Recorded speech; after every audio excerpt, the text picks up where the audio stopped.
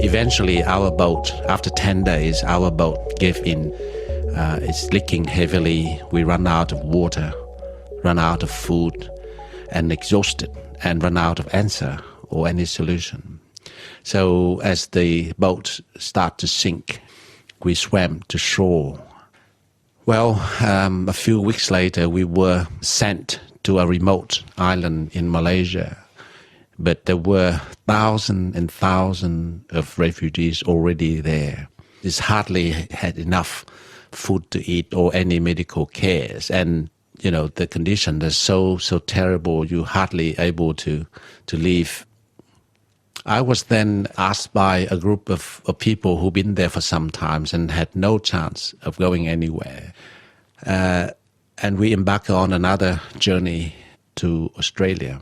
The journey took us nearly a month and so eventful, you know, apart from the monsoon downpour, which everybody on the boat was so desperate. We were preparing to die many times. And confronting with the volcano in Lombok, the volcano is still active. And eventually we come to the southern tip of Timor. The boat was quite wrecked, and we were waiting for good weather to make last leg of our journey to the northern coast of Australia. The crossing was estimated for about 3 or 4 or 5 days, and we were a bit concerned about the conditions, the seaworthiness of our boat.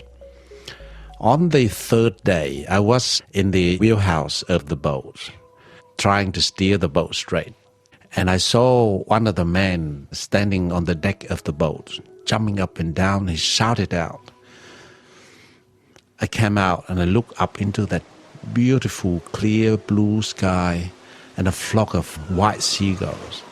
And that image was so overwhelming to us, because that means you are closer to land somewhere here, because birds never venture too far away from land. But to me, those white seagulls were like angels leading our way to a promised land somewhere. I grabbed the binoculars and stared over the horizons, a very fragile, thin lines of silver. And I couldn't believe my eyes. It's just so beautiful. And that is still in my mind vividly for all these years. And that was Darwin Harbour. We keep sailing slowly, and we arrive at Melville Island when it was quite dark. So we stopped the boat, anchor off, and have a little rest. We were very nervous. Of course, we did not know what kind of reception we would have in Australia. Our memory of the violent treatment that we had in Southeast Asia was still very fresh in our mind.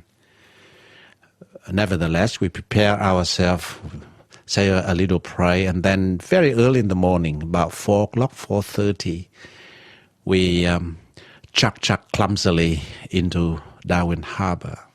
It was so early in the morning, the fog still rising off the water.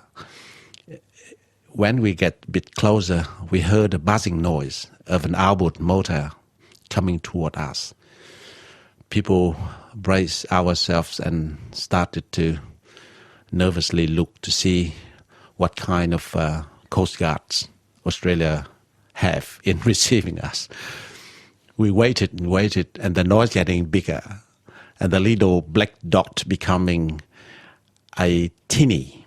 We saw 2 blokes with shortened singlets standing on that little tinny with sun hats on, the nose with the white zings on the tip of them. And the first beers of the day were in their hands. And they come closer to us. They spotted us. And then one of them raised a stubby up and he shouted out, "G'day, mate. Welcome to Australia." And then they sped on for a fishing trip. We never seen them again. People in the boat asking me, "What did they say? What did they say?" And I said to them, they said, "Welcome."